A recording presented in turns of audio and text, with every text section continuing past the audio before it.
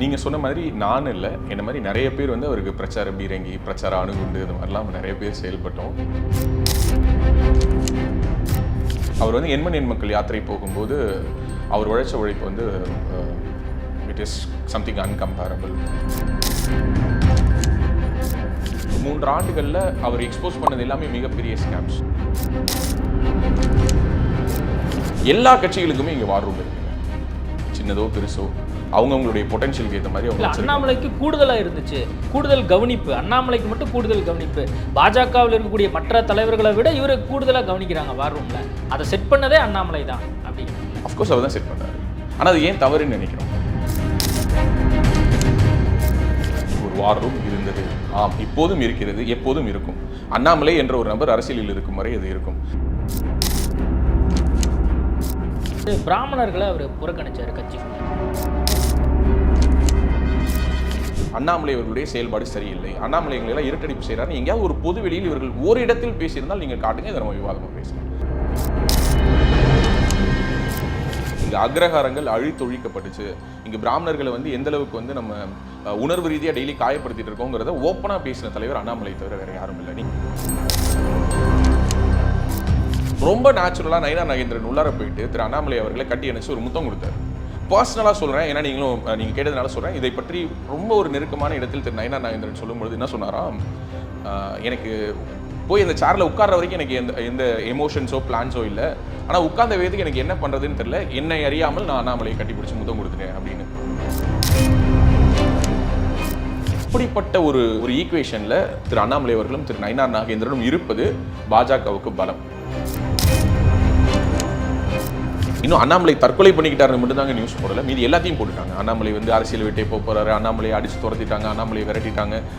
நான் மறுபடியும் சொல்கிறேங்க, எழுதி வச்சுக்கோங்க, இந்த பேட்டியில் நான் சொல்கிறேன், அண்ணாமலைக்கு அதிகாரப்பூர்வமாக இப்போது அவருக்கு கொடுத்துருக்கக்கூடிய இந்த தேசிய பொதுக்குழு உறுப்பினர்லாம் இல்லை, அவருக்கு அதிகாரப்பூர்வமான அந்த பொறுப்பு வழங்கப்படும் போது தமிழ்நாட்டில் அன்னைக்கு மட்டும் பல பேருக்கு பல லிட்டர் ஜெலுசில் தேவைப்படும், அவங்கெல்லாம் வயிறு எறிய போகிறாங்க. அப்படிப்பட்ட ஒரு பொறுப்பை நோக்கி தான் அவர் நகர போகிறாரு.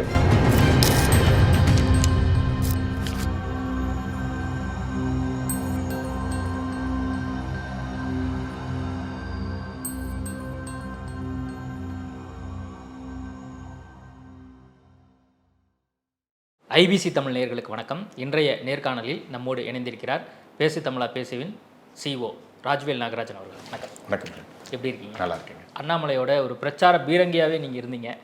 இப்போது அண்ணாமலை புதிய பொறுப்பு வந்து ஏற்றிருக்கிறாரு, எப்படி பார்க்குறீங்க? இல்லை, இன்னும் புதிய பொறுப்பு அஃபீஷியலாக இன்னும் அனௌன்ஸ் ஆகலை. அஃப்கோர்ஸ் இப்போ கொடுக்கப்பட்டிருக்கிறது ஒரு இடைக்கால பொறுப்பாக தான் நான் பார்க்குறேன். அண்ட் நீங்கள் சொன்ன மாதிரி நான் இல்லை, என்ன மாதிரி நிறைய பேர் வந்து அவருக்கு பிரச்சார பீரங்கி, பிரச்சார அணுகுண்டு இந்த மாதிரிலாம் நிறைய பேர் செயல்பட்டோம்.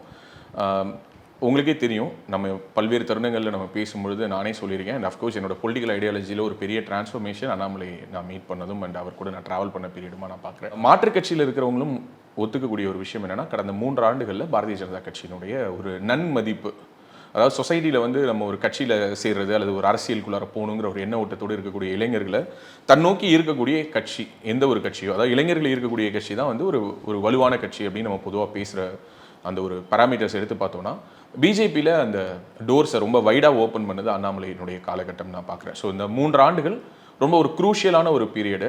திமுக வந்து மீண்டும் ஆட்சி அதிகாரத்தில் பொறுப்பேற்ற உடனே அவங்களுக்கு ஒரு ஃப்ரீ ரன் கிடைக்கும்னு அவங்க எதிர்பார்த்தாங்க. ஏன்னா இன்னொரு பக்கம் அதிமுகவில் சிறு சிறு குழப்பங்கள்லாம் இருந்தது. ஸோ கட்சி முன்பு போல பலமாக இல்லைங்கிற ஒரு விமர்சனம்லாம் இருந்தபோது அந்த ஸ்பேஸை கரெக்டாக யூட்டிலைஸ் பண்ணி பாஜகவை தமிழ்நாட்டில் ரொம்ப ஆழமாக வேரூன்றுவதற்கு அண்ணாமலையினுடைய இந்த டென்யூர் பயன்பட்டிருக்கதா நான் பார்க்குறேன். 3 வருஷம் தொடர்ந்து நீங்கள் ரொம்ப க்ளோஸாகவே வந்து அண்ணாமலையோட ட்ராவல் பண்ணியிருக்கீங்க. அவர்கிட்டருந்து நீங்கள் கற்றுக்கிட்டதுன்னா என்னன்னு சொல்லுவீங்க? அவருடைய உழைப்பு. அவர் வந்து எண்மண் எண் மக்கள் யாத்திரை போகும்போது அவர் உழைச்ச உழைப்பு வந்து இட் இஸ் சம்திங் அன்கம்பேரபிள். ஒரு மாதிரி அவ்வளவு கடினமாக அந்த யாத்திரை இருக்கும்னு அவர் நினைக்கல. ஓகே, யாருமே நினைக்கல. ரொம்ப கஷ்டப்பட்டார். ஈவன் தோ அதில் நிறைய விமர்சனங்கள் இருந்தது. அவர் வந்து 234 தொகுதியிலையும் நடக்கிறேன்னு சொல்லிட்டு சில கிலோமீட்டர் தான் நடந்தார், ஒரு தொகுதிக்கு 1 கிலோமீட்டர் தான் நடந்தார், 2 கிலோமீட்டர் தான் நடந்தாருன்னு. நான் இதை டிஸ்டன்ஸாகவே பார்க்கல. அந்த 1 கிலோமீட்டர் 2 கிலோமீட்டருக்கு நடுவில் அவர் எப்படி நடக்கலை அப்படின்னா, அவரை சுற்றி ஒரு பூனைப்படையை வச்சுக்கிட்டு யாரும் அவரை தொடாமல் அல்லது அவர் யாரையும் தொடாமல் அப்படி அவர் நடக்கலை. மக்களோட மக்களாக நடந்தார். இன்னும் சொல்லப்போனால் நீங்கள் அந்த ஃபுட்டேஜஸ்லாம் பார்த்தீங்கன்னா ஒரு ப்ராப்பரான ஒரு பிஆர் டீம் ஒர்க் பண்ணியிருந்தாங்கன்னா அவர் அப்படி நடக்கவே விட்டுருக்க மாட்டாங்க. ஏன்னா கூட்டத்துக்குள்ளார அவர் எங்கே ஃபைன் பண்ணுறதுங்கிறதே கேமராமேனுக்கு ஒரு பெரிய சங்கடமாக இருக்கும். ஏன்னா அவர் கூட்டத்துக்குள்ளார ஒருத்தராக நடந்து வருவார். இதுக்கு முன்பாக நடந்த இந்த மாதிரியான தலைவர்களுடைய யாத்திரை எதை எடுத்து பார்த்தீங்கன்னாலும் அந்த தலைவர் மட்டும் தனியாக நடந்து வருவார். அவரை சுற்றி ஒரு 10 அடிக்கு முன்னாடி பின்னாடி யாருமே இருக்க மாட்டாங்க. ஸோ இது அந்த மாதிரியான ஒரு யாத்திரையாகவே அது வடிவமைக்கப்படலை. ஸோ அதில் அவர் போட்ட எஃபர்ட் அப்படிங்கிறது ரொம்ப பெருசு. ரெண்டாவது அவருடைய அந்த ஒரு ஞாபக சக்தி. ஒரு அறிக்கையை வந்து அவர் வெளியிடும் பொழுது அந்த அறிக்கையில் இருக்கக்கூடிய அந்த ஸ்டாட்டிஸ்டிக்ஸ், ஒரு புள்ளி விவரங்கள், அதுக்காக அவர் பண்ணக்கூடிய ஒரு ரிசர்ச், மேடைகளில் அவர் எடுத்து பேசக்கூடிய அந்த தலைப்புகள், இதுவரை இதற்கு முன்பாக அரசியல் மேடைகளில் பலரும் பேசாத பல தலைப்புகளில் அவர் பேசியிருக்கிறாரு.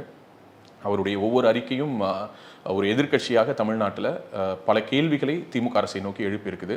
ஸோ இதெல்லாம் அவர்கிட்ட நான் பார்த்து வியந்த விஷயங்கள்னு சொல்லலாம். அது அவருடைய போல்டுனஸ்க்கு என்ன காரணம் நீங்கள் நினைக்கிறீங்க? அவர் அடிப்படையில் அவர் போலீஸ் அதிகாரியாக இருந்தனால அந்த போல்ட்னஸா, இல்லை அவர் வந்து அரசியல்வாதியாக ஆனனால அவருக்கு இந்த ஒரு விஷயம் வந்து இருந்திருக்கு? சரி, நான் பர்சனலாக சொல்கிறேன். இது வந்து அவருக்கு எதுவும் முகஸ்துதியெல்லாம் இனிமேல் பண்ணி இப்போ மாநில தலைவராக இருந்தார், அதனால் முகஸ்துதி பண்ணாங்கன்னு கூட சொல்லலாம். பட் இப்போதைக்கு அந்த மாதிரி அவர் எதுவும் இல்லை. நான் அதனால் ரொம்ப ஓப்பனாக சொல்லணும்னு நினைக்கிறேன்.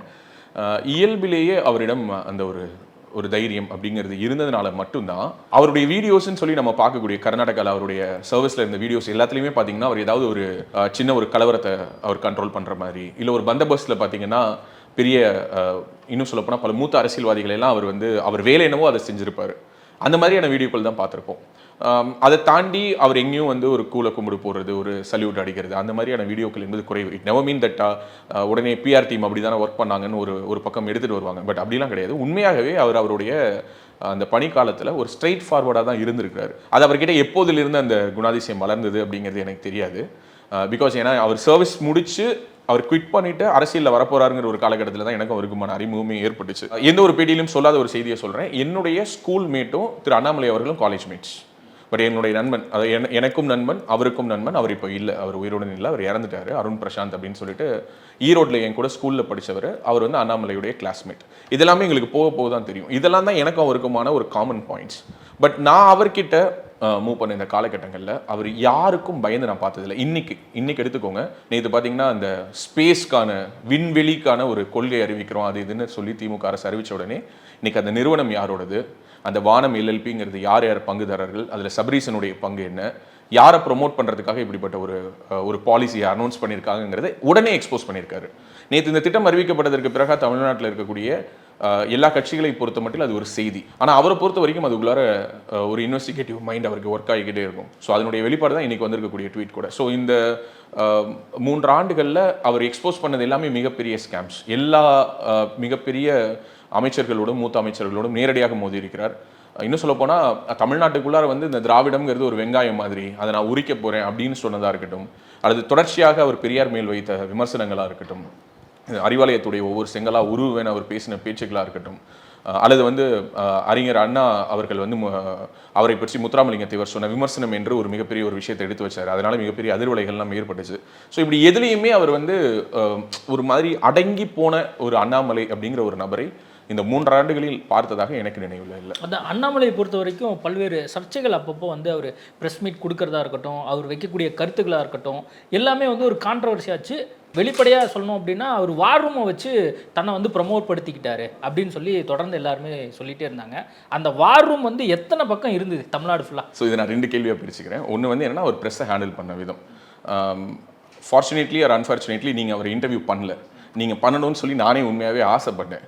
ஆனால் அவர் பண்ணலை. ஓகே, ஏதோ ஒரு காரணங்கள்னால அது தள்ளி போயிடுச்சு.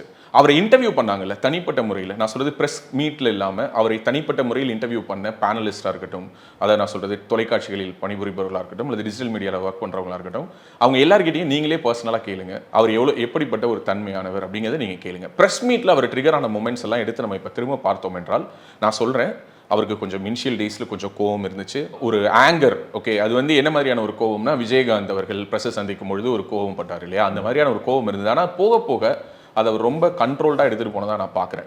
ப்ரெஸ்ஸுக்கும் அவருக்குமான உறவை அவர் சீர்படுத்தணும் அப்படின்னு சொல்லிட்டு அவருக்குள்ளார ஒரு ஆழமான ஒரு எண்ணம் இருந்தது. But at the same time சில முக்கியமான இஷ்யூஸை பிக் பண்ண மாட்டேங்கிறாங்களே அப்படிங்கிற ஒரு கேள்வி இருந்தது. சமீபத்தில் கூட பார்த்தீங்கன்னா தமிழகத்தினுடைய தற்போதைய எதிர்க்கட்சி தலைவர் எடப்பாடியார் வந்து வெளியில் வராரு, அசம்பிளிலேருந்து வெளியில் வந்தோடனே ப்ரெஸ்ஸை மீட் பண்ணுறாரு. அன்னைக்கு டிவிஹெச்சில் கேஎன்ஏருடைய வீட்டில், கேஎன்ஏருடைய மகனுடைய வீட்டில், அதை பெரம்பலூருடைய சிட்டிங் எம்பி வீட்டிலலாம் ரெய்டு போயிட்டுருக்கு. அதை விட்டுட்டு மற்ற எல்லா கேள்விகளையும் கேட்குறாங்க. அப்போ அவர் என்ன கேள்வி கேட்டார்? எதிர்கேள்வியா, இதெல்லாம் கேட்குறீங்களே, ஏன் இந்த ரெய்டை பற்றி கேட்க மாட்டீங்களான்னு கேட்டார். இது அவரோட ஸ்டைல். இதே கேள்வி அந்த இடத்துல அண்ணாமலை நின்று கேட்டிருந்தாருன்னா கண்டிப்பாக அது ஒரு வாக்குவாதமாக தான் மாறி இருக்கும். இதே வாக்குவாதங்கள் எல்லோரோடும் ஏற்பட்டிருக்குது. ஒரு உதாரணத்துக்கு இப்போ திருமாவளவன் அவர்கள் இதே போல தலைமைச் செயலகத்துக்கு உள்ளார போயிட்டு வெளியில் வரும்பொழுது இதே மாதிரி ஒரு ப்ரெஸ் கான்ஃபரன்ஸில் ஒரு ஒரு ஒரு வாக்குவாதம் வரக்கூடிய சூழல் பார்த்தோம். பக்கத்தில் நிற்கக்கூடிய சிட்டிங் எம்எல்ஏஸ் வந்து நீங்கள் அந்த கேள்வி கேட்கக்கூடாதுன்னு சொல்லி மிரட்டினாங்க. எதுக்கு சொல்கிறேன்னா, இங்கு ஊடகங்களுக்கு ஒரு நரேட்டிவ் இருக்கிறதா நான் பார்க்குறேங்க. அதாவது பாஜக மாநில தலைவர்னா அவர்கிட்ட கேள்வி கேட்கறதுக்கு ஒரு விதம். ஒரு உதாரணத்துக்கு கோயம்புத்தூரில் பாம் பிளாஸ்ட், அந்த சிலிண்டர் குண்டு வெடித்து அந்த நிகழ்வு தொடர்பாக அங்கே ஒரு ப்ரெஸ் மீட் வைக்கிறாரு. அப்போ தமிழகத்தை சேர்ந்த ஒரு மூத்த பெண் ஊடகவியலாளரும் இன்னொரு ஊடகவியலாளர், அவரும் ஒரு ஆண் ஊடகவியலாளர், இருவரும் அண்ணாமலையிடம் நின்று கேள்வி கேட்கக்கூடிய ஒரு ப்ரெஸ் மீட் ஃபுட்டேஜ் வந்து இன்னமும் சோஷியல் மீடியாவில் இருக்குது. நீங்கள் போய் பாருங்கள்.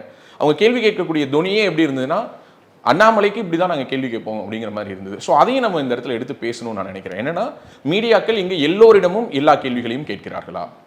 ஒரு உதாரணத்துக்கு இந்த முதல்வருடைய இன்டர்வியூஸ்ன்னு சொல்லிட்டு அவர் டிஜிட்டல் மீடியாவில் கொடுத்த இன்டர்வியூவாக இருக்கட்டும், அல்லது வந்து மெயின் ஸ்ட்ரீம் மீடியாவை கொடுத்த இன்டர்வியூவாக இருக்கட்டும், அதில் என்ன மாதிரியான காட்சிகளை பார்த்தோம்? முதல்வர் எதேச்சியாக நடந்து வராரு. அங்கே பார்த்தீங்கன்னா ஒரு ஒரு யாரோ ஒரு நாடகத்தில் நடிப்பது போன்ற ஒரு நபர் வந்து நின்று, ஐயா உங்க ஆட்சி சூப்பராக இருக்குங்கிறாரு. திரும்ப அடுத்த தடவை முதல்வர் வாக்கிங் வரும்போது அதே நபர் திரும்ப வராரு. கம்பெனி ஆர்டிஸ்ட் மாதிரி ஒருத்தர் பிடிச்சிட்டு வந்து நிற்க வைக்கிறாங்க. இங்கே கேட்கக்கூடிய அந்த எடிட்டர்ஸாவது அட்லீஸ்ட் ஒரு ஸ்ட்ராங்கான ஒரு கொஸ்டின் வைக்கிறாங்களான்னா இல்லை. ஸோ அப்படியான ஒரு ஊடகங்கள் அண்ணாமலை அப்படின்னு வரும்பொழுது மட்டும் என்ன மாதிரியான கேள்விகள் வச்சாங்க, அண்ணாமலையிடம் அவர்கள் கேட்ட தொனி என்ன, இத்தனை குறுக்கு கேள்விகளை அவர்கள் வேறு எந்த பிரஸ் மீட்லையாவது யார்கிட்டையாவது கேட்டாங்களா, இதெல்லாமும் ஒரு கேள்வியாக இருக்குது. ஸோ அதனால் ஊடகங்கள் அவரை எப்படி பார்த்ததோ அதை பிரதிபலிக்கக்கூடிய ஒரு கண்ணாடியாக அவர் இருந்ததாக நான் பார்க்குறேன். Coming to the second point, war room. இந்த வார் ரூம்ங்கிறது மிகப்பெரிய ஒரு விமர்சனமாக எனக்கு தெரிஞ்சு தமிழ்நாட்டுக்கே வார் ரூம்ங்கிற வார்த்தையை அண்ணாமலையுடைய அரசியல் வருகைக்கு பிறகு தான் அறிமுகமாச்சுன்னு நினைக்கிறேன். எல்லா கட்சிகளுக்குமே இங்கே வார் ரூம் இருக்குங்க, சின்னதோ பெருசோ அவங்கவுங்களுடைய பொட்டன்ஷியலுக்கு ஏற்ற மாதிரி அவங்க. அண்ணாமலைக்கு கூடுதலாக இருந்துச்சு, கூடுதல் கவனிப்பு. அண்ணாமலைக்கு மட்டும் கூடுதல் கவனிப்பு. பாஜகவில் இருக்கக்கூடிய மற்ற தலைவர்களை விட இவரை கூடுதலாக கவனிக்கிறாங்க வார் ரூமில். அதை செட் பண்ணதே அண்ணாமலை தான் அப்படிங்கிறாங்களே. அஃப்கோர்ஸ் அவர் தான் செட் பண்ணார். ஆனால் அது ஏன் தவறுன்னு நினைக்கிறோம்? இப்போது வார் ரூம் கல்ச்சருங்கிறது டிஜிட்டல் ஏரால எல்லா இடங்களிலும் இருக்குது. எல்லா கட்சிகளும் வச்சிருக்கிறாங்க. எல்லா கட்சிகளுக்கும் ஒரு ஐடி விங் இருக்குது. இன்னைக்கு வந்து பிரசாந்த் கிஷோர் அப்படிங்கிற பேரையோ, இல்லை சுனில் கால்குலுங்கிற பேரையோ, அல்லது இப்போ ஜான் ஆரோக்கியசாமிங்கிற பேரையோ இன்னைக்கு நம்ம எடுத்து ஒரு பொதுவெளியில் டிஸ்கஸ் பண்ணுறோம். இவ்வளோ டிஸ்கஷன்ஸ் அண்ட் டிபேட் மற்ற ஸ்டேட்டில் நடக்கிறது இல்லை. ஏன்னா நம்ம வந்து டிஜிட்டலி நம்ம வந்து கொஞ்சம் அவேர்னஸ் அதிகம் உள்ள ஒரு மாநிலம். இங்கு எந்த கட்சிக்கு யார் வேலை பார்க்கிறார்கள் என்பது நமக்கு தெரியும். ஸோ சுனில் அப்படிங்கிற ஒரு நபர் யார் வந்து நமக்கு நாமேங்கிற ஒரு திட்டத்தை போட்டு ஸ்டாலின் அவர்களுக்கு கொடுத்தாரோ அதே சுனில் தான் 2021 எலெக்ஷன்ஸில் வந்து ஏடிஎம்கேக்கு ஒர்க் பண்ணார். அதே சுனில் தான் 2021 ஏடிஎம்கே கூட்டணிக்கு ஒர்க் பண்ணிட்டு திரும்ப போயிட்டு பாரத் ஜோடோ யாத்திராவுக்கு ஒர்க் பண்ணார். அதே சுனில் தான் இப்போ மறுபடியும் உதயநிதிக்கு ஒர்க் பண்ணுறாரு. ஓகே, ஸோ ஒரே நபர் காலப்போக்கில் 4 அணிகளுக்கு வேறு வேறு தரப்பட்ட காலங்களில் அவர் வந்து ஒர்க் பண்ணுறதை நம்ம பார்க்குறோம். ஸோ இப்படி எல்லோருமே அவங்கவுங்களுக்கான ஒரு ஐடி விங்க, அவங்கவுங்களுக்கான ஒரு வார் ரூமாக வச்சுருக்காங்க. இப்போது இந்த வார் ரூம் பற்றி இவ்வளோ பேசுகிறோம். உதயநிதி ஸ்டாலினுக்கு சின்னமலை ஐடி விங் அப்படின்னு சொல்லிட்டு ஒன்று இருக்குதுன்னு சொல்லிட்டு ஒரு பெண் ஊடகவியலாளர் சோஷியல் மீடியாவில் கதறாங்க. அதை பற்றி ஒரு நாள் கூட டிஸ்கஷன் இல்லை. அந்த பெண் ஊடகவியலாளரை அவங்கள ஊடகவியலாளர்னு சொல்லுங்கள், இல்லை பத்திரிகையாளர்னு சொல்லுங்கள், இல்லை ஒரு சாதாரண பெண்ணுன்னே வச்சுக்கோங்களேன். ஓகே, அந்த அவங்கள மட்டும் இல்லை, இன்னொரு பெண் இப்போதைக்கு சமீபத்தில் அவங்கள நீலசங்கி அப்படின்னு சொல்லி அதே சின்னமலை ஐடி விங் போட்டு உருட்டிக்கிட்டு இருக்காங்க. ஸோ அப்போ அந்த வார் ரூம் பற்றிலாம் நம்ம இங்கே டிஸ்கஸே பண்ணுறதில்ல. அண்ணாமலை வைத்திருந்த வார் ரூம் என்ன? இந்த கேள்விக்கு ஓப்பனான பதில் இதுக்கு மேலே இது சொல்லாமலாம் இருக்க வேண்டிய அவசியம் இல்லைங்கிறதுனால சொல்கிறேன். இவங்கெல்லாம் நினைக்கிற மாதிரி 1000 பேர் 1,00,000 பேர்லாம் உட்காந்துலாம் வேலை பார்க்கல. இட்ஸ் நரேட்டிவ்ங்க. ஒரு வார் ரூம் இருந்தது, ஆம், இப்போதும் இருக்கிறது, எப்போதும் இருக்கும். அண்ணாமலை என்ற ஒரு நபர் அரசியலில் இருக்கும் வரை அது இருக்கும். ஏன்னா அதை அவர் ஒன்றும் மறைச்சு வச்சுக்கல. அந்த வார் ரூமில் வந்து அவர் வந்து உட்காந்துக்கிட்டு அவர் வந்து அது பண்ணார் இது பண்ணார் இவங்க சொல்லக்கூடிய இந்த கட்டுக்கதைகள் எல்லாம் எதுவுமே உண்மை கிடையாது. இவருடைய கருத்தை பேசுவதற்காக மட்டுமல்லாமல் பாரதிய ஜனதா கட்சி தமிழ்நாட்டுக்காக கொடுத்துருக்கக்கூடிய நலத்திட்டங்கள் என்ன, மோடியுடைய கவர்மெண்ட் என்ன பண்ணியிருக்காங்க, கிட்டத்தட்ட 10 வருஷத்தில் தமிழ்நாட்டுக்கு கொடுக்கப்பட்ட நிதி என்ன, எத்தனை கல்லூரிகள் கொடுத்துருக்காங்க, என்ன இது எதையுமே இங்கே பேசுறதுக்கான ஒரு நரேட்டிவ் செட் பண்ணுறதுக்கான ஒரு டீம் ஐடி விங்கை தவிர்த்து வேறு ஒன்று இல்லை. ஐடி விங் அப்படிங்கிறதுக்கான சில ரெஸ்ட்ரிக்ஷன்ஸ் அண்ட் லிமிடேஷன்ஸ் இருக்கும். ஸோ இதை தாண்டி ஒர்க் பண்ணுறதுக்கு தனக்குன்னு ஒரு டீமை வச்சுக்கிறதுக்கு பாரதிய ஜனதா கட்சி ப்ரொவிஷன் கொடுத்ததன் அடிப்படையில் திரு அண்ணாமலை தனக்கான ஒரு வார் ரூமை செட் பண்ணார். அந்த வார் ரூம்க்கான ஃபங்க்ஷனை தான் பண்ணுவோம். அது பேரே வார் ரூம் தானே. வார் ரூம்னா என்ன? வார்னா என்னங்க? போர் தானே. போர் புரியுறது தானே அவங்களோட வேலை. அப்புறம் வார் ரூம்னு வச்சுட்டு அவங்க என்ன பண்ணுவாங்க? சண்டை தான் போடுவாங்க. இல்லை, இப்போ அந்த வார் ரூமில் அவரை மட்டுமே ஹைலைட் பண்ணப்பட்டுச்சு அப்படிங்கிற ஒரு குற்றச்சாட்டும். அவர் வந்து இந்த 3 வருஷத்தில், இந்த 3.5 வருஷத்தில் வந்து பெரும்பாலும் அமித்ஷாவையோ மோடியவோ ஜேபி நட்டாவையோ பெருசாக அவர் எடுத்து பேசாதது, அதுவுமே ஒரு கான்ட்ரவர்சி ஆச்சு. அவரை மட்டுமே முன்னிலைப்படுத்தினா இது வேற மாதிரி சொல்கிறேன். இப்போ அவரை மட்டுமே முன்னிலைப்படுத்திருந்தா கோயம்புத்தூரில் அவர் ஜெயிச்சிருக்கணும். பாரதிய ஜனதாவினுடைய வாக்கு வங்கி கூடி இருக்குது அப்படிங்கிறது எல்லோரும் ஒத்துக்கிறாங்க. 18% என்டிஏ கூட்டணி, 11% பாஜகவினுடைய வாக்கு சதவீதம் 2024. இப்போ உடனே சொல்லுவாங்க, இல்லைங்க பாஜக எவ்வளோ சீட்டில் போட்டி போட்டுச்சு, இவ்வளோ சீட்டில் போட்டி போட்டு அவங்க வாங்கினது ஒரு வாக்கா அப்படின்னா 234 தொகுதியில் நின்று சீமான் வாங்கின 8% வச்சு தானே சீமான் வளர்ந்துட்டாருன்னு பேசுகிறோம். அப்போ அதே பேராமீட்டரில் தானே நீங்கள் பாஜகவையும் அணுகணும். ஸோ பாஜக வளர்ந்துருக்கு அப்படிங்கிறத தமிழ்நாட்டில் இன்னைக்கு ஒரு பெர்செப்ஷனாக பில்டு பண்ணியிருக்காரா இல்லையா? ஒரு ஊடகவியலாளராக நீங்கள் சொல்லுங்கள், இன்னைக்கு களத்தில் போயிட்டு பாஜக என்ற கட்சியை பற்றி 3 வருடத்துக்கு முன்பு நீங்கள் பேசும்பொழுது இருந்த ரிசப்டிவ்னஸ் என்ன, இன்னைக்கு மக்கள் எப்படி அதை ரிசீவ் பண்ணுறாங்க? இன்னைக்கு பாஜக கொடி கட்டிய கார்களை பார்க்க முடியுது, இன்னைக்கு பாஜகவில் இளைஞர்களை பார்க்க முடியுது. இன்னைக்கு பாஜக என்ற ஒரு கட்சி இதுக்கு மேலேயும் தமிழ்நாட்டில் ஒரு லயபிலிட்டி கிடையாது, பாஜகவை நாங்கள் தூக்கி சுமந்தோம், பாஜகவால் தான் நாங்கள் தோற்றோம் அப்படின்னு பேசின நபர்கள் கூட இன்னைக்கு அந்த கூட்டணிக்குள்ளார தங்களை அகாமடேட் பண்ணிக்க வேண்டிய ஒரு இடத்தில் அது நிர்பந்தம்னு சொல்லலாம், மிரட்டல்னு சொல்லலாம், அல்லது அதுதான் ஒரு கூட்டணி, ஒரு சுமூகமான ஒரு உடன்பாடுன்னு கூட சொல்லலாம், எப்படி வேணாலும் சொல்லலாம். ஆனால் அப்படிப்பட்ட ஒரு நிலை இன்னைக்கு ஏற்பட்டிருக்குன்னா அதற்கு பின்னாடி அண்ணாமலையுடைய உழைப்பு இருக்குது. ஸோ இது வார் ரூமால மட்டும்தான் சாத்தியப்படுதுன்னு நான் மறுபடியும் சொல்றேன். அண்ணாமலை அவர்கள் தலைவராக பதவி ஏற்பதற்கு முன்பாகவும் பாரதிய ஜனதா கட்சிக்கு என்று இங்கு கோர் ஓட்டர்ஸ் இருந்தாங்க, அவங்க ஒர்க் பண்ணிட்டு தான் இருந்தாங்க. பட் அந்த ஒர்க்கை எலிவேட் பண்றதுன்னு ஒன்று இருக்கு இல்லையா, அந்த எலிவேஷன் அப்படிங்கிறது திரு அண்ணாமலை அவர்களுடைய காலகட்டத்தில் நடந்ததாக நான் பார்க்குறேன். இல்லை, அண்ணாமலை வந்த பின்பாக கட்சியில் இருக்கக்கூடிய மூத்த தலைவர்களை ஒதுக்குனாரு அப்படிங்கிற ஒரு குற்றச்சாட்டும், பிராமின் கம்யூனிட்டியை வந்து ஒதுக்கிட்டாரு அப்படிங்கிற ஒரு குற்றச்சாட்டும் இருந்தது. நீங்கள் டிராவல் பண்ணனாலே உங்களுக்கு ஒரு யூகம் இருக்கும்ல. இந்த 2 கேள்விக்குமே நான் சொல்லிடுறேன். மூத்த தலைவர்கள் அவர் ஒதுக்கி இருந்தாருன்னா திரு அண்ணாமலை அவர்களுடைய இந்த டென்யூரில் யாராவது ஒருத்தர் அந்த தலைமையை பற்றி ஒரு மாற்று கருத்து பேசியிருக்கணும். ஏதாவது ஒரு கருத்து யாராவது ஒருத்தங்க தமிழிசை எங்கேயாவது திரு அண்ணாமலை அவர்களுடைய தலைமையை விமர்சிச்சிருக்காங்களா? திரு ஹெச் ராஜா விமர்சிச்சாரா? திருமதி வானதி சீனிவாசன் விமர்சிச்சாங்களா? பொன் ராதாகிருஷ்ணன் அவர்கள் விமர்சிச்சாரா? ஒருத்தங்களும் விமர்சிக்கல. என்னை பொறுத்த வரைக்கும் பாஜக மேல 1000 விமர்சனங்கள் இருக்கலாம், அந்த கட்சிக்கு ஒரு போதாமைகள் இருக்கலாம், ஆனால் என்னை பொறுத்த வரைக்கும் இது ஒரு டெமோக்ராட்டிக்கான பார்ட்டி. இப்போது கூட அண்ணாமலை பதவி விலகல, அண்ணாமலையை பதவி விட்டு நீக்கல, அவருடைய டென்யூர் முடிஞ்சிருச்சு. 3 ஆண்டுகளுக்கு ஒரு முறை தலைவர் பதவியை ரொட்டேஷன்ல மாற்றணுங்கிறது அவங்களுடைய பைலா. 3 ஆண்டுகளுக்கு ஒரு முறை தேசிய தலைமையிலிருந்து கடைக்கோடியில் இருக்கக்கூடிய கடைசி பொறுப்பு வரை எல்லாத்தையுமே மாத்துறாங்க. அந்த ஷஃப்லிங்ல அவருடைய டென்யூரை முடிச்சுட்டு அவர் ஒரு அழகான ஃபேர்வெல் கொடுத்திருக்காரு. அந்த ஃபேர்வெல் எப்படி கொடுத்திருக்காரு? அடுத்த மாநில தலைவர் அவரே போயிட்டு முன்மொழிகிறார். இப்படிப்பட்ட ஒரு காட்சி வேற எந்த கட்சியிலேயாவது சாத்தியமா? ஒரு உதாரணத்துக்கு திராவிட முன்னேற்ற கழகத்தில் வேறு ஒரு குடும்பத்தை சேர்ந்த ஒருவர் தலைமை பொறுப்புக்கு வருவது சாத்தியமா? அல்லது வேறு எந்த ஒரு கட்சியிலையாவது இப்படி நம்மளுடைய சமகாலத்தில் எடுத்துப்போமே, கடைசி ஒரு 10-20 ஆண்டுகளை தமிழ்நாட்டில் எடுத்துப்போம், எந்த கட்சியில் ஒரு மாநில தலைவருடைய டிரான்சிஷன்ல ஒரு எக்ஸ் மாநில தலைவர் கரண்ட் மாநில தலைவருக்கு இன்னும் சொல்ல போனா ஏகோபித்த ஆதரவோடு நீங்க சொல்ற மாதிரியே வார் ரூமால ஊட்டி பூஸ்ட் பண்ணப்பட்ட இமேஜ் காரணமாவே அவர் வெளியில தெரிஞ்சாருன்னே வச்சுப்போம்.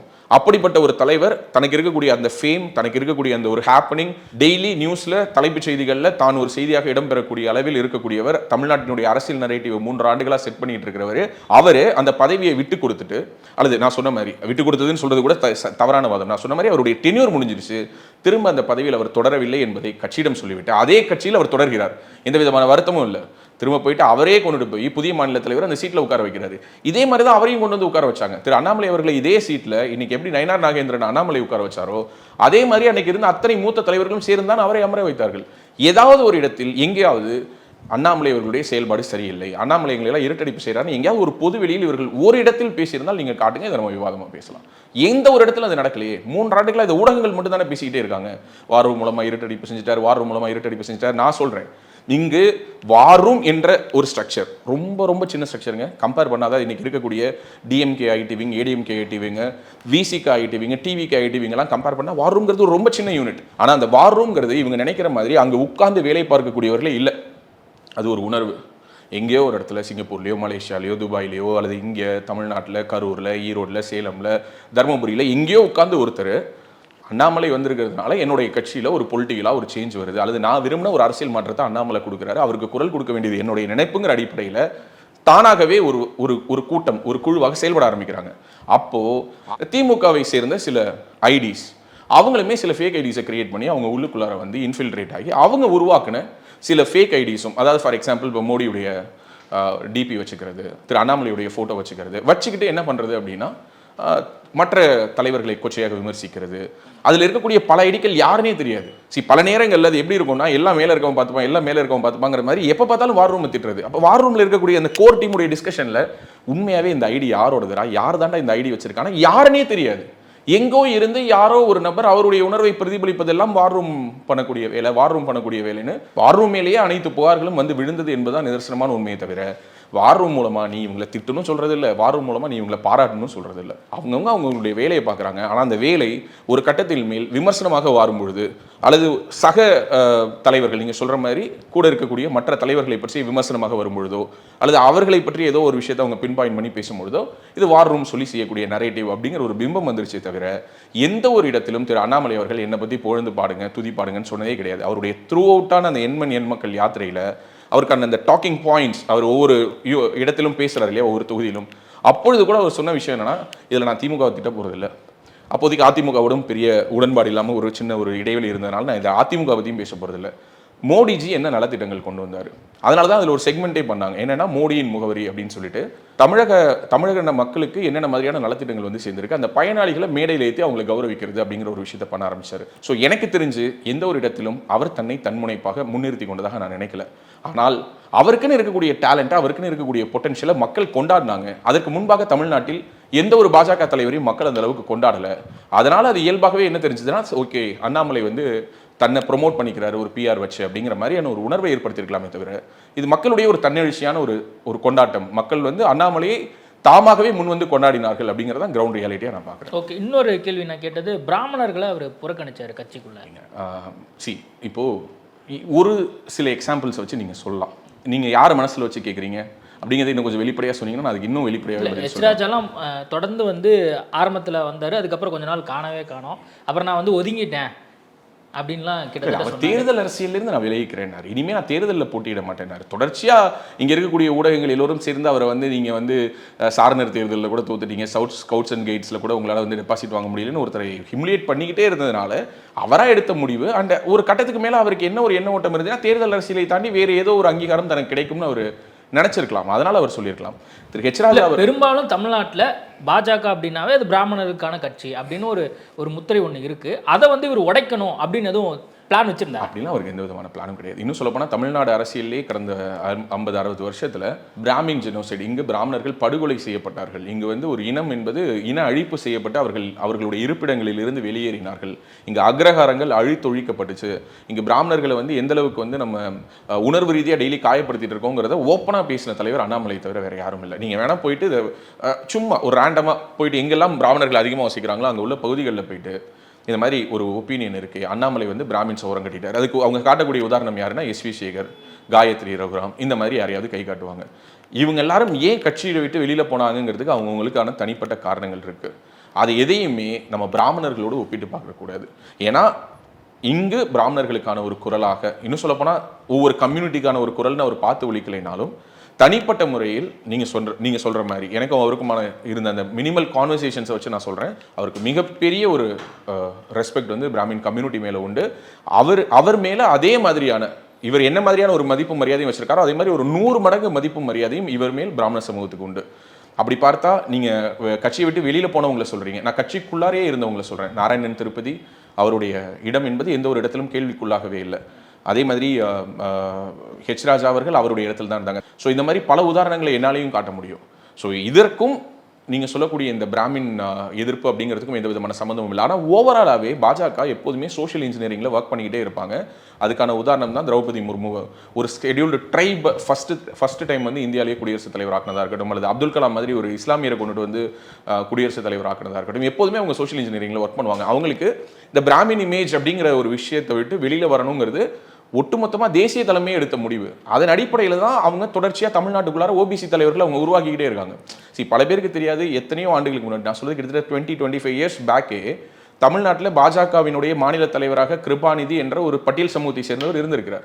ஓகே, பட்டியல் சமூகத்தை சேர்ந்தவர், மொழி சிறுபான்மையினர், பிராமண சமூகத்தை சேர்ந்தவர், நாடார் சமூகத்தை சேர்ந்தவர்கள், அருந்ததியர் சமூகத்தை சேர்ந்தவர், அந்த வரிசையில் தான் கவுடர் சமூகத்தை சேர்ந்த ஒருவர் வந்து மாநில தலைவராக இருக்காரு. இதற்கு முன்பாக இதே இடத்துல சிபி ராதாகிருஷ்ணன் இருந்திருக்கிறார். ஸோ அவங்க ஒரு சோஷியல் இன்ஜினியரிங் அடிப்படையில் தான் ஒர்க் பண்ணுறாங்க. இப்போ பார்த்தீங்கன்னா ஒரு மறவர் சமூகத்தை சேர்ந்தவர் கொடுத்துருக்காங்க. எனக்கு தெரிஞ்சு தமிழ்நாடு பாஜகவை மாநில தலைவராக வழி நடத்தக்கூடிய முதல் மறவர் சமூகத்தை சேர்ந்தவர் திரு நயினார் நாகேந்திரன். அப்படி பார்த்தா பாஜக அளவுக்கு சோஷியல் இன்ஜினியரிங்ல ஒர்க் பண்ற ஒரு கட்சி கிடையாது. அவங்க என்ன ஃபீல் பண்றாங்கன்னா, ஓகே தமிழ்நாட்டில் ஒரு பிராமின் ஹேட்ரட்னஸ் இருக்கு, அதை உருவாக்கி வச்சுட்டாங்க, அதை நம்ம உடைக்கலாம் அல்லது அதை நம்ம ஒரு இமேஜாவே மாற்றணும் அப்படிங்கிற ஒரு எண்ண ஓட்டத்தில் தான் அதுக்கான ஒரு ஸ்டெப்ஸ் அவங்க எடுத்திருக்கதா பார்க்குறேன்.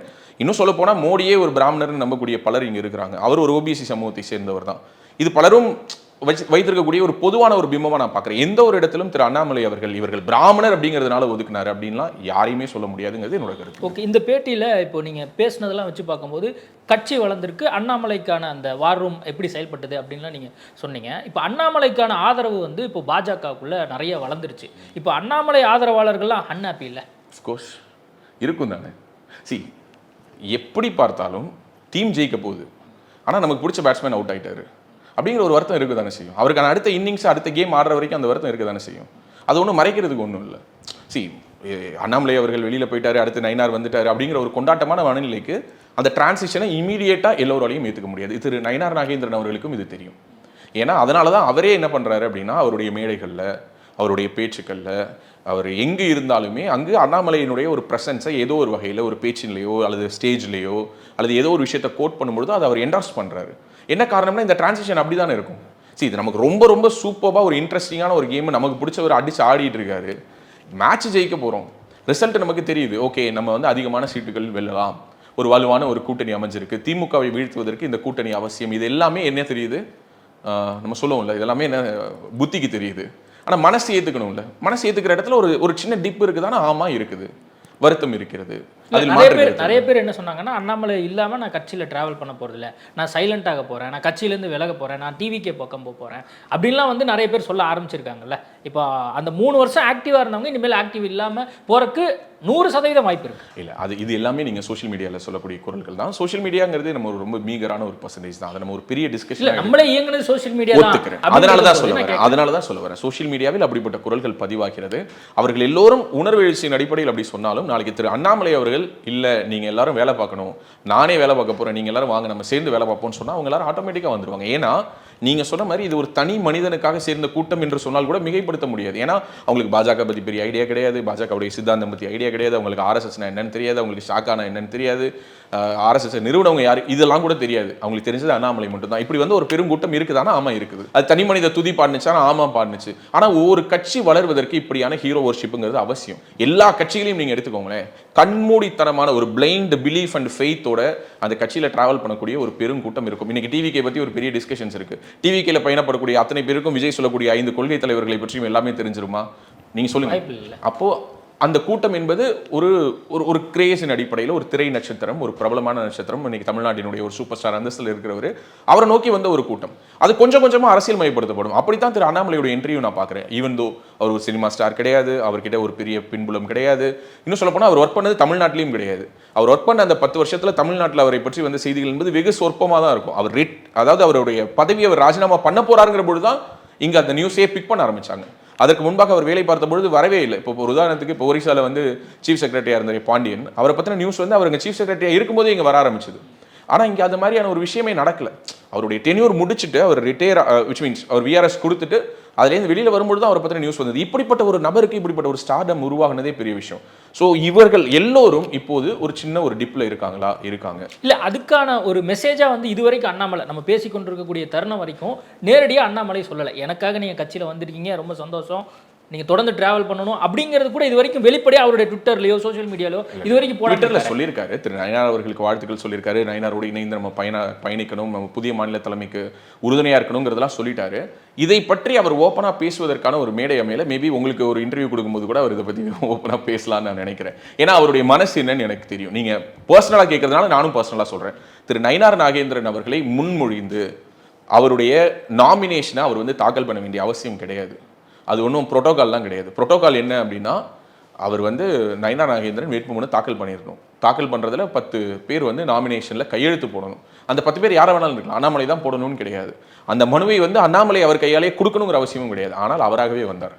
அந்த அன்பினுடைய வெளிப்பாடு தான் திரும்ப நயினார் நாகேந்திரன் வந்து திடீர்னு மேடையில் வந்து நீங்கள் செருப்பு போடாமல் இவ்வளோ நாள் நடந்துட்டு இருக்கீங்க, நீங்கள் செருப்பு போடுங்கன்னு உடனே வேறு யார் சொல்லியிருந்தாலும் நான் பெட் பண்ணுறேன் திரு அண்ணாமலை அவர்களோடு இதற்கு இந்த 3 ஆண்டுகளில் நெருக்கமாக பயணித்தவர் யார் சொல்லியிருந்தாலும் அவர் கேட்டிருக்க மாட்டார். ஆனால் ஒரு மாநில தலைவர், இன்னும் சொல்லப்போனால் திரு நயினார் நாகேந்திரன் அவர்களுக்கும் திரு அண்ணாமலை அவர்களுக்குமே ஒரு நல்ல கெமிஸ்ட்ரி அவங்க த்ரூ அவுட் த டிராவலில் இருந்த ஒரு காரணத்தினால எந்த ஒரு ஹெசிடேஷனும் இல்லாமல் அவர் சொன்ன உடனே அவர் செருப்பை அணிந்து கொண்டார். அதே போல் மாநில தலைவராக பொறுப்பேற்பதற்காக திரு அண்ணாமலை அவர்கள் வந்து கமலாலயம் வாசலில் நின்று திரு நயினார் நாகேந்திரனை வரவேற்று கொடியேற்ற சொல்றாரு. அஃப்கோர்ஸ் புதிய தலைவராக வரவர் தான் கொடியேற்றணும். ஆனால் அவர் இவர்கிட்ட கொடுத்து கொடியேற்ற சொல்றாரு. இதெல்லாமே வெளியிலேருந்து பார்க்கும்போது எங்களுக்கே கூட என்னடா இது 2 பேரும் மாறி மாறி என்னமோ பண்ணிக்கிறாங்களேன்னு தோணாலும் ரொம்ப நேச்சுரலாக நயினார் நாகேந்திரன் உள்ளார போயிட்டு திரு அண்ணாமலை அவர்களை கட்டி அணைச்சு ஒரு முத்தம் கொடுத்தாரு. பர்சனலாக சொல்கிறேன், ஏன்னா நீங்கள் கேட்டதுனால சொல்கிறேன். இதை பற்றி ரொம்ப ஒரு நெருக்கமான இடத்தில் திரு நயினார் நாகேந்திரன் சொல்லும்பொழுது என்ன சொன்னாராம், எனக்கு போய் அந்த சேரில் உட்கார்ற வரைக்கும் எனக்கு எந்த எமோஷன்ஸோ பிளான்ஸோ இல்லை. ஆனால் உட்கார்ந்த வேதுக்கு எனக்கு என்ன பண்ணுறதுன்னு தெரியல. என்னை அறியாமல் நான் அண்ணாமலையை கட்டி பிடிச்சி முத்தம் கொடுத்துட்டேன் அப்படின்னு. எதுக்காக இதை சொல்கிறேன்னா, இந்த மாதிரியும் இருக்கலாம். நம்ம எல்லாத்தையுமே ட்ராமாவாவோ எல்லாத்தையுமே ஆர்கெஸ்ட்ரேட்டராவோ பார்க்க வேண்டிய அவசியம் இல்லை. இப்படிப்பட்ட ஒரு ஈக்குவேஷனில் திரு அண்ணாமலை அவர்களும் திரு நயினார் நாகேந்திரனும் இருப்பது பாஜகவுக்கு பலம். ஏன்னா இந்த மாநில தலைவர் பொறுப்பிலிருந்து அவருடைய டென்யூர் முடிஞ்சு அவர் வெளியில் அந்த ஸ்டெப் டவுன் ஆனதற்கு பிறகு அவர் வேற கட்சிக்கு போயில்லை, வேற கட்சி தொடங்கி இல்லை, தலைமையை விமர்சிக்கல, மாநில தலைவருக்கு அவர் கொடுக்க வேண்டிய மரியாதையை கொடுக்காம இல்லை, எந்த ஒரு விழாவையும் புறக்கணிக்கல, எல்லாத்துலேயும் தன்னுடைய பிரசன்ஸ் அவர் வச்சுக்கிறாரு. கூடவே தினசரி தமிழ்நாடு அரசியலை பார்த்து வாட்ச் பண்ணி என்ன ஸ்பீடில் அவருடைய ரெஸ்பான்ஸ் இருக்குமோ அதை இன்னும் அதிகப்படுத்தியிருக்காரு. ஸோ இப்படி அவர் தொடர்ந்து ஆக்டிவாக இயங்கும் பொழுது அவருடைய ஃபாலோவர்ஸாக வந்தவங்க எங்கே போயிட போகிறாங்க? அவர் ஒரு வார்த்தை சொன்னால் போதும். அந்த ஒரு வார்த்தையை ஏன் சொல்லலைங்கிறீங்க? அந்த வார்த்தையை அவர் சொல்லாமல் சொல்லியிருப்பதாக நான் பார்க்குறேன். வெகு விரைவில் நீங்கள் எல்லோரும் எதிர்பார்ப்பது போல ரொம்ப ஓப்பனாகவே சொல்லுவார்.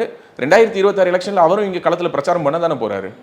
அவருடைய பிரச்சாரத்தில் எவ்வளோ விஷயங்கள் நடக்க போகுது அப்படிங்கிறத நம்ம வெயிட் பண்ணி. அதான் டென்யூர் முடிஞ்சனால வந்து அவர் மாற்றப்பட்டார் அப்படின்னு நம்ம புரிஞ்சு கொண்டாலுமே கூட லண்டன் போனும்போது யாராவது அவரை மனசை மாற்றிட்டாங்களா? ஏன்னா அவர் இங்கே வந்த பின்பாக நான் இருந்தால் இருக்கிறேன், இல்லாட்டி கூட ஒன்றும் பிரச்சனை இல்லை அப்படிங்கிற ஒரு டோனுக்கு அவர் வந்துட்டார். எப்போவுமே வந்து ஒரு ஃபுல் டைம் பொலிட்டீஷியனாக அவர் வந்து தன்னை உணர்ந்துக்கிட்டதே கிடையாது.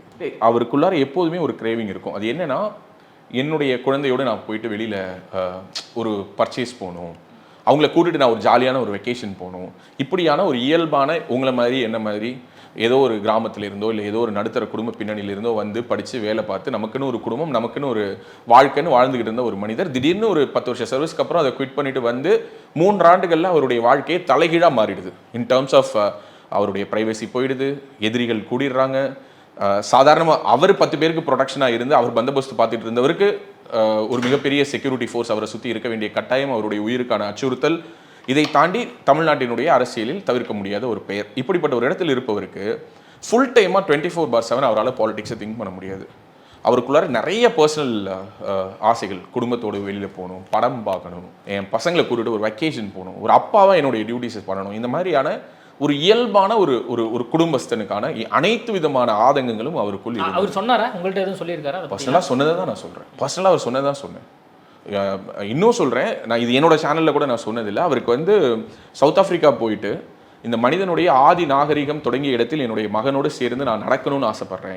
என்னை யாருன்னே தெரியாத ஒரு ஊருக்கு போயிட்டு என் பையன் கூட நான் சேர்ந்து நடக்கணும்னு ஆசைப்பட்றேன் பிரதர். அது எப்போ நடக்கும்னு எனக்கு தெரியல. பார்லிமெண்ட் எலெக்ஷன்ஸ்க்கு முன்னாடி சொல்லிட்டு இருந்தார், இந்த எலெக்ஷன் முடியட்டும், ரிசல்ட் மட்டும் நமக்கு பாசிட்டிவாக வந்து மோடிஜி கவர்மெண்ட் ஃபார்ம் ஆகட்டும், இங்கே மோடிஜி பிஎம் ஆனார்னா அடுத்த ஃப்ளைட்டில் கிளம்பி நான் சவுத் ஆஃப்ரிக்கா போயிடலான்னு இருக்கேன், போயிட்டு எனக்கு ஒரு வெக்கேஷன் வேணும். ஏன்னா நான் சொன்ன மாதிரிங்க கடுமையான உழைப்பு. யூ ஒன்ட் பிலீவ், நைட் 12-1 மணிக்கு மீட்டிங் முடிச்சிருப்பாரு, மறுபடியும் காலைல 4:30 மணிக்கு அவருடைய ஸ்கெடியூல் ஆரம்பிக்கும். மிக தீவிரமாக தமிழ்நாடு முழுவதும் பயணித்தார். அதற்கு முன்பாக இருந்த தலைவர்கள் பயணித்ததையோ அல்லது அவர்கள் முன்பாக இருந்த தலைவர்கள் வந்து செய்த எந்த ஒரு வேலையோ நான் குறைச்சி சொல்கிறேன்னு இல்லை. ஆனால் இவர் உழைத்த உழைப்பு என்பது ஒரு அசுரத்தனமான உழைப்பு.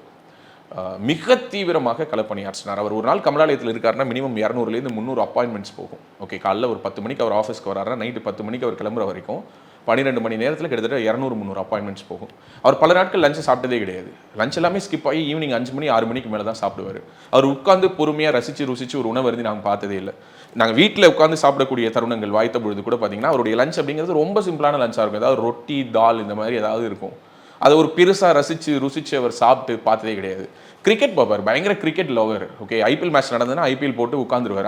அந்த மொமெண்ட்டில் அந்த ஹைலைட்ஸ் பார்க்கணும், இல்லை மேட்ச் கிடச்சுன்னா ஒரு மேட்ச் பார்க்கணும், பயங்கரமாக கிரிக்கெட் வாட்ச் பண்ணுவார். ஸோ அவருக்கு அந்த மாதிரியான ஒரு என்னதான் ஒரு சர்வீஸை குவிட் பண்ணிட்டு பொலிட்டிஷியனாக மாறினாலும் அவருக்குள்ளார அந்த ஒரு கான்ஃப்ளிக்ட். ஓகே, நான் இந்த வாழ்க்கையிலேருந்து இந்த வாழ்க்கைக்கு அவரால் முழுமையாக டிரான்ஸ்ஃபார்ம் ஆக முடியாமல் அதை நான் எப்படி பார்க்குறேன்னா, ஒரு சராசரியான ஒரு மனுஷன் அப்படி தான் இருப்பான். ஒரு 40 வயசு, ஓகே 37 வயசில் ஒரு பாலிடிக்ஸ்குள்ளார் வர 37லேருந்து 40 வயசுங்கிறது ஒரு மனுஷனுடைய க்ரூஷியலான டைம். லைஃப் ஸ்டார்ட்ஸ் அட் 14 சொல்லுவாங்க. இப்போ தான் அவருக்கு 40 வந்தது. ஸோ 40 தான் அவருடைய அரசியல் இன்னிங்ஸே பீக்குக்கு போகுது. அந்த நேரத்தில் அவர் வந்து இந்த மாதிரி ஸ்டெப் டவுன் ஆகக்கூடிய ஒரு சூழல் வருது. இது அனைத்தையும் யோசிச்சு பார்க்கும்பொழுது உண்மையாகவே சொல்கிறேன், அண்ணாமலையாக இருக்கிறதோட கஷ்டம் அண்ணாமலைக்கு தான் தெரியும். ஸோ அப்படிப்பட்ட ஒரு கஷ்டமான காலகட்டத்தில் ஒரு மிகப்பெரிய ஒரு டைட்டான ஸ்கெடியூலில் தன்னை ஒரு மனுஷன் 3 வருஷம் வச்சுக்கிட்டு ஓடுற ஓட்டம்லாம் இமேஜினே பண்ண முடியாது. அப்படியான ஒரு தருணத்தில் இருந்தவர். அவருக்கு அந்த ஒரு ஆசை இருந்தது. நீங்கள் சொன்ன மாதிரி லண்டன் போகிறதுக்கு முன்னாடியே அவர்கிட்ட ஒரு முடிவு இருந்துச்சு. என்ன முடிவு இருந்ததுன்னா, தமிழ்நாட்டுக்கு என்ன தேவை? ஃபார் எக்ஸாம்பிள் பாஜக வளரணும்னா அதற்கு ஒரு பிளான், இல்லை இங்கே தேர்தலில் நம்ம வெற்றி பெறணும்னா அதுக்கு ஒரு பிளான். ஏன்னா இங்கே தேர்தல் வெற்றி என்பது என்னவாக பார்க்கப்படுது அப்படின்னா, இங்கே ஈக்குவேஷன்ஸ் தான்.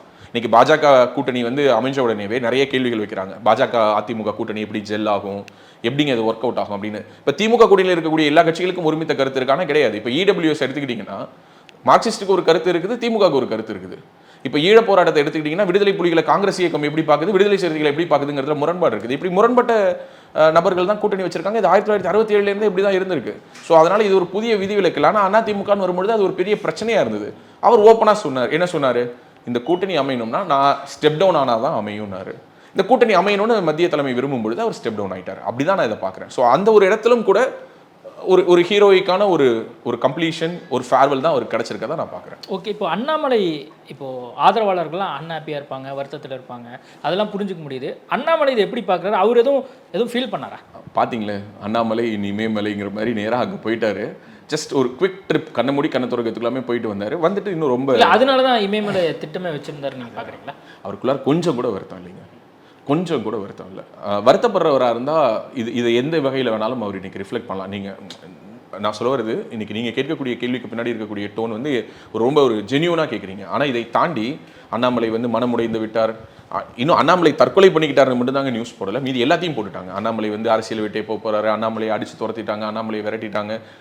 நான் மறுபடியும் சொல்கிறேங்க, எழுதி வச்சுக்கோங்க, இந்த பேட்டியில் நான் சொல்கிறேன், அண்ணாமலைக்கு அதிகாரப்பூர்வமாக இப்போது அவருக்கு கொடுத்துருக்கக்கூடிய இந்த தேசிய பொதுக்குழு உறுப்பினர்லாம் இல்லை, அவருக்கு அதிகாரப்பூர்வமான அந்த பொறுப்பு வழங்கப்படும் போது தமிழ்நாட்டில் அன்னைக்கு மட்டும் பல பேருக்கு பல லிட்டர் ஜெலுசில் தேவைப்படும். அவங்கெல்லாம் வயிறு எறிய போகிறாங்க. அப்படிப்பட்ட ஒரு பொறுப்பை நோக்கி தான் அவர் நகர போகிறாரு. அது வெகு விரைவிலேயே நடக்கும். இன்னும் சொல்ல போனால் தேர்தல் களத்திற்கு அவர் வரும்பொழுது அப்படிப்பட்ட ஒரு அந்தஸ்தில் தான் அவர் வருவார். அவர் எந்த ஒரு இடத்திலும் மனசுடையில. ஏன்னா தமிழ்நாட்டில் இருந்து ஏதோ ஒரு கிராமத்திலிருந்து பிறந்து வளர்ந்து சிவில் சர்வீஸ் முடிச்சு எவ்வளோ பேர் ஐஏஎஸ் ஐபிஎஸ் ஆஃபீஸர்ஸ் தமிழ்நாட்டிலேருந்து உருவாகியிருக்காங்க. அதில் எத்தனை பேருக்கு இப்படியான ஒரு வாய்ப்பு வித்தின் ஒரு பீரியட் ஆஃப் ஒரு 10 இயர்ஸ்க்குள்ளார இன்னைக்கு சகாயம் ஐஏஎஸ் போன்றவர்கள்லாம் கூட அரசியலுக்கு வருவது என்ற முடிவை அவர்கள் எடுத்ததுக்கு அவர்களுடைய பணி நிறைவினுடைய காலகட்டத்தில் எடுத்தாங்க. அப்படிலாம் எடுக்கல. இவருக்கு இன்னும் சர்வீஸே 18 வருஷம் இருந்தது. அவர் சர்வீஸ் முடிச்சிருந்தாருன்னா அவர் கர்நாடகாவில் டிஜிபி ஆஃப் போலீஸாக ரிட்டையர் ஆயிருப்பார். அப்படிப்பட்ட வாய்ப்புகள் இருந்தது. அவர் நினைச்சிருந்தாருன்னா அங்கிருந்து ப்ரொமோட் ஆகி அவர் மத்திய அரசு பதவிகளுக்கு போயிருந்தாருன்னா அவர் வந்து நேஷனல் செக்யூரிட்டி ஏஜென்சியில் இன்னைக்கு அஜித் தோவால் மாதிரியான நபர்களோடு இணைந்து பணியாற்றக்கூடிய வாய்ப்பு அவருக்கு இருந்திருக்கும். இது எதையுமே யோசிக்காம கிட்டத்தட்ட ஒரு 21 வருஷம் சர்வீஸ், 37 வயசு 36 வயசில் அவர் வந்து சர்வீஸை குவிட் பண்ணார். அந்த பக்கம் அவருக்கு இருந்த சர்வீஸ் அப்படிங்கிறது பார்த்தோன்னா 20-22 வருஷம். நான் சொன்ன மாதிரி கர்நாடகாவினுடைய டிஜிபி ஆஃப் போலீஸாக அவர் ரிட்டையர் ஆகிருக்கலாம். அங்கேயே அவர் மிகப்பெரிய ஒரு அரசியல் எதிர்காலத்தை எட்டி இருக்கலாம். 50 வயசுக்கு மேலே மெதுவாக அரசியலுக்கு வந்து ஸ்ட்ரெயிட்டாக ஒரு ராஜ்யசபா எம்பி வாங்கிட்டு ஜாலியாக போயிட்டு அங்கே உட்காந்துட்டு தீர்மானங்களுக்கு ஓட்டு போட்டுட்டு வந்திருக்கலாம். அது எதையுமே யோசிக்காமல் மிகப்பெரிய ஒரு ரிஸ்க் எடுத்து அந்த ரிஸ்கில் தன்னை நிரூபித்து தான் எடுத்த முடிவு தன்னுடைய மனசாட்சியின்படி சரியான முடிவு என்பதை அவரும் நம்பி அந்த நம்பிக்கையை மக்களுக்கும் கொடுத்து அவருடைய அந்த டிராவல் என்னை பொறுத்தவரை நான் எந்த விதமான சார்பும் இல்லாமல் சொல்கிறேன். வெளியிலேருந்து பார்க்கும்பொழுது எனக்கு அது அவ்வளோ ஒரு ஹீரோய்க்கான ஒரு மொமெண்ட்டாக இருக்குது. அவர் எந்த ஒரு இடத்துலையும் சோர்ந்து போகிறவரே கிடையாது. இதை தாண்டி ஒரு மிகப்பெரிய ஒரு பொறுப்பு அவருக்கு இருக்கதா நான் நினைக்கிறேன். அவர் எனக்கு அனுப்பின ஒரு மெசேஜ், அவர் என்ன சொன்னார்னா, பிரதர் இது வந்து என்னுடைய வாழ்க்கையின் ஒரு கர்மா. உங்களுக்கு இந்த வேலையை செய்வது என்பது ஒரு கர்மா மாதிரி, எனக்கு இந்த வேலையை செய்கிறது ஒரு கர்மா. நம்ம வந்து ஒரு மண்பாண்டம் செய்கிறவருடைய கையில் நம்ம கிடைச்சோன்னா நம்ம வந்து ஒரு பானையாக நம்ம உருவாடுறோம். இதுவே வந்து நம்ம வேறொருவருடைய கையில் கிடைக்கும் பொழுது நம்ம வேறொரு பொருளாக உருமாறுறோம். அந்த மாதிரி இதுவரை எனக்கு இந்த பொறுப்பு இந்த பணியை விட்டுருந்தாங்க. அடுத்து என்னுடைய பணி என்னவோ என்னுடைய பொருள் என்னவோ அதை நோக்கி தான் நான் போவேன் அப்படின்னு ஹி ஆல்வேஸ் பிலீவ்ஸ் இன் கர்மாங்க. அவர் அடிக்கடி சொல்லுவார். என்ன சொல்லுவாருன்னா, அந்த எண்மக்கள் யாத்திரை போகும்பொழுது அவருடைய அவருக்கு கார் டிரைவ் பண்ணுற டிரைவர் இருக்கார் இல்லையா, அவர் வந்து வேற ஏதாவது வேலை பார்க்கணும் அப்படின்னு அவர்கிட்ட சொல்லிக்கிட்டே இருப்பார்.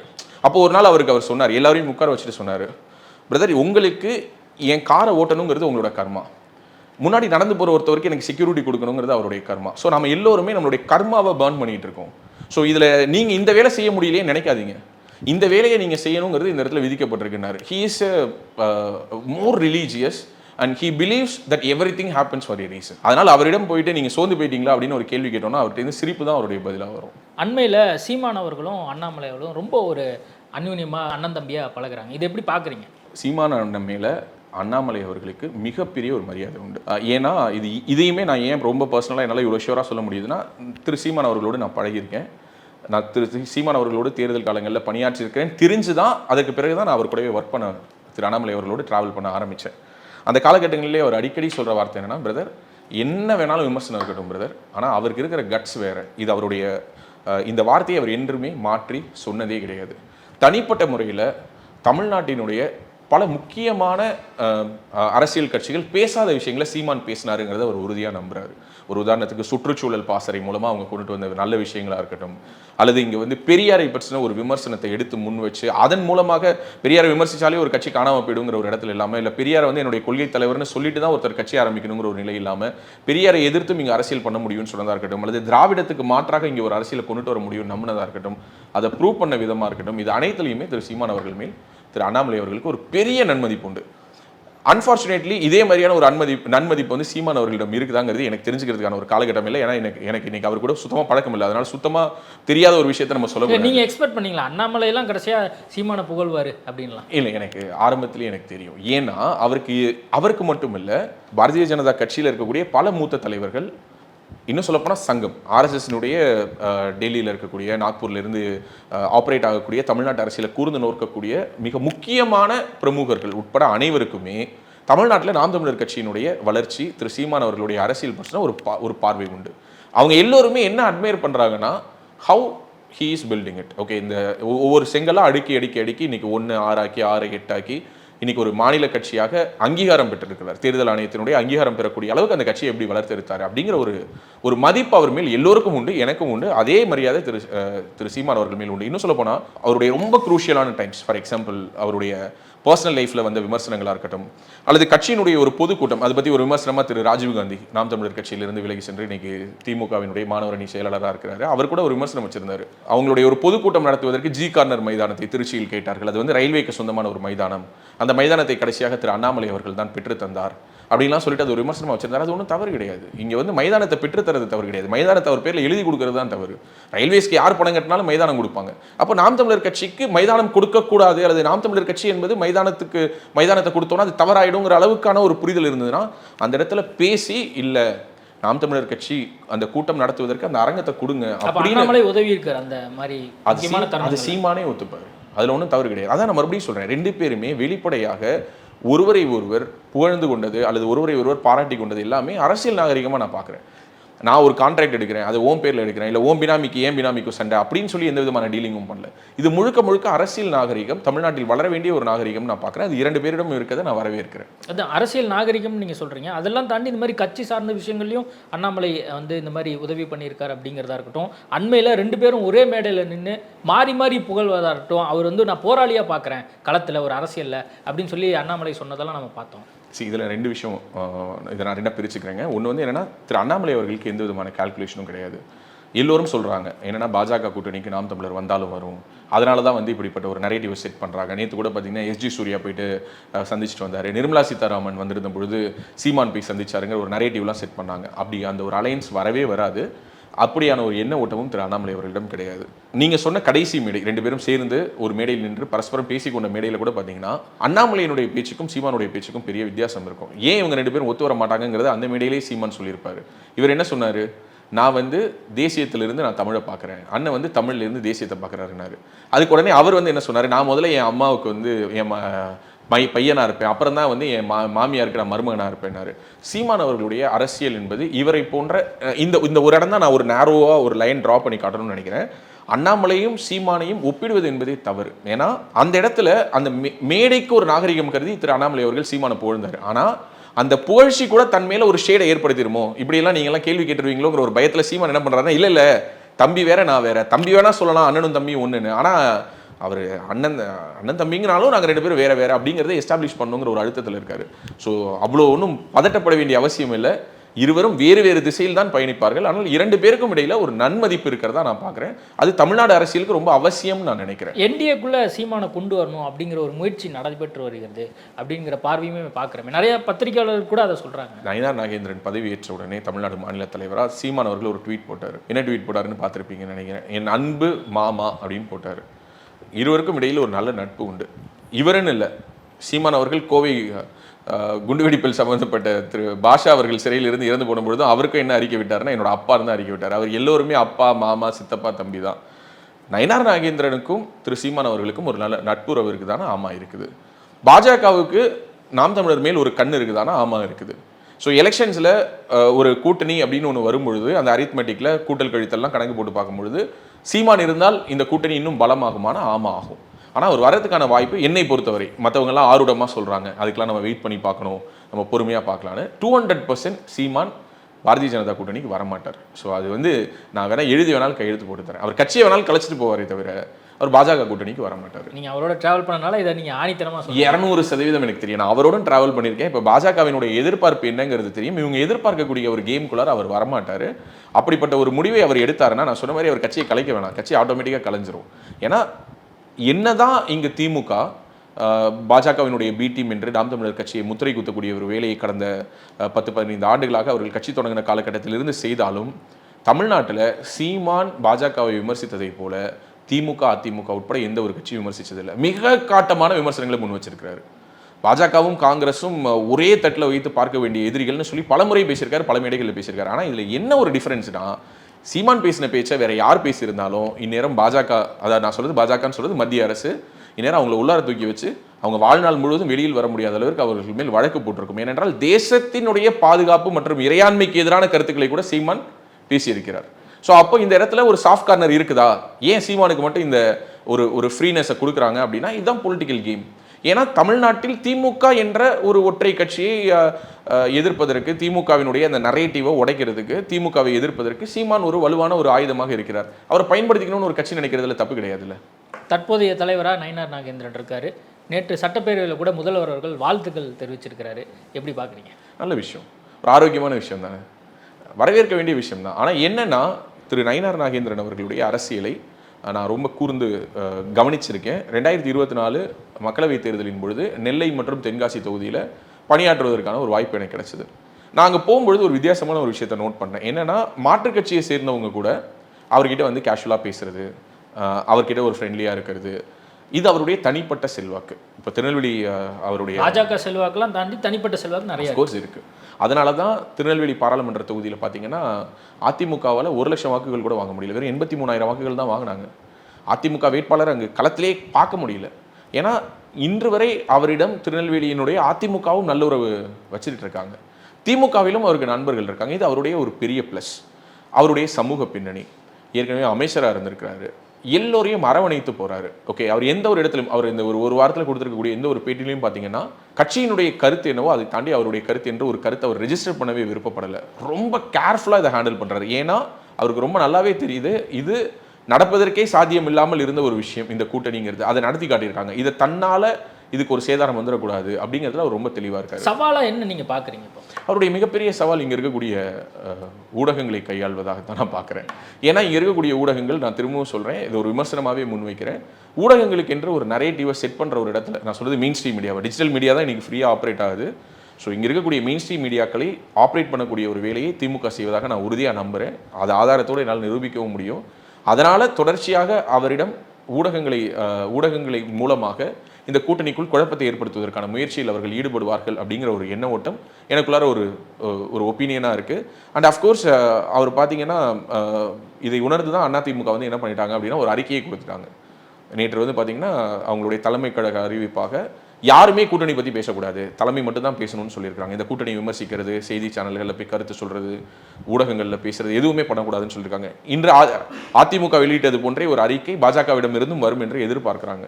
ஸோ அதனால் அது வந்துருச்சுன்னா அதற்கு பிறகு அவர் மற்ற சவால்களை எதிர்கொள்ள ஆரம்பிப்பார். ஏன்னா இப்போதைக்கு அவர் வந்து ஊடகங்கள் தொடர்ச்சியாக அவர் மாநில தலைவராக பொறுப்பேற்றதுலேருந்து வரிசையாக கிட்டத்தட்ட ஒரு 10-15 இன்டர்வியூஸ் வந்து கொடுத்துருக்கிறாரு. எல்லாத்துலேயுமே அவர் ஒரே ஒரு கருத்து தான் சொல்கிறாரு, மத்திய தலைமை முடிவு பண்ணும். ஏன்னா மத்திய தலைமை தான் என்ன நியமிச்சிருக்கு, மத்திய தலைமை தான் இந்த கூட்டணியை முடிவு பண்ணியிருக்கு. அப்போ சீட்டு மட்டும் எப்படி நான் சொல்ல முடியுமா, கூட்டணி ஆட்சியை மட்டும் எப்படி நான் சொல்ல முடியுமா அப்படின்னு கேள்வி கேட்குறவங்க கிட்டே அந்த பாலை திரும்ப உருட்டுறாரு. எனக்கு தெரிஞ்சு அவருடைய அரசியல் அனுபவம், அவருக்கு இருக்கக்கூடிய இந்த ஒரு நல்ல ஒரு பழகுவதற்கு ரொம்ப இனிமையானவர், எல்லாருக்கிட்டையுமே ரொம்ப ஃப்ரெண்ட்லியாக மூவ் பண்ணணும்னு நினைக்கக்கூடியவர், இதெல்லாம் அவருக்கு இருக்கக்கூடிய ஒரு பாசிட்டிவ் விஷயங்கள். இது எல்லாத்தையும் வச்சு அவர் இந்த சவால்களை கையாளுவார்னு நான் நினைக்கிறேன். ஓகே, நிறைய விஷயங்கள் குறித்து பேசியிருக்கோம். நேர்காணல் கொடுத்ததுக்கு மிக்க நன்றி. தேங்க்யூங்க, நன்றி. உலக தமிழ் சொந்தங்களுக்கு வணக்கம். நான் ராஜவேல் நாகராஜன். பேசு தமிழா பேசு வலையொலியுடைய வளர்ச்சிக்கு நீங்களும் உறுதுணையாக இருக்கணும்னு நினச்சிங்கன்னா இந்த வீடியோடைய டிஸ்கிரிப்ஷனில் இருக்கக்கூடிய ரேசர் பே லிங்கை கிளிக் பண்ணுங்கள். அந்த லிங்க்கில் போயிட்டு உங்களுக்கு விருப்பமான தொகையை பேசு தமிழா பேசுவனுடைய வளர்ச்சிக்கு உங்களுடைய பங்களிப்பாக நீங்கள் கொடுக்கலாம். நன்றி, வணக்கம். ஃபார்மட் நியூமராலஜி அப்படின்ற ஒரு விஷயத்தை வந்து நம்மளுடைய மக்களுக்கு கொண்டு வந்த ஒரு தந்தையா விளங்கக்கூடியவங்க நீங்க சார். அந்த ஃபார்மட் நியூமராலஜியில உலக மக்களே வியந்து பார்க்கக்கூடிய அளவுக்கு ஒரு ரகசிய பொக்கிஷம் நான் வச்சிருக்கேன் அப்படின்னா எந்த விஷயத்தை எங்களுக்காக நீங்க சொல்லுவீங்க சார் பொக்கிஷமா? ஒரு ஃபேமிலி இருக்கு, அந்த ஃபேமிலிக்குள்ள இந்த நம்பர் கட்டாயம் இருந்தே ஆகணும். அந்த நம்பர் இல்லாம அந்த ஃபேமிலியில யாருக்குன்னே ஒருவருக்கு அந்த கட்டாயம் இருக்கும். இந்த மாதிரி ஆன்மீகம் மற்றும் ஜோதிடம் சார்ந்த இன்னும் பல வீடியோக்கள் பார்க்கணுமா? மறக்காம திருவருள் டிவிக்கு சப்ஸ்கிரைப் பண்ணுங்க. திருவருள் டிவியுடைய சேனல் லிங்க் இந்த வீடியோடைய டிஸ்கிரிப்ஷன்ல இருக்கு.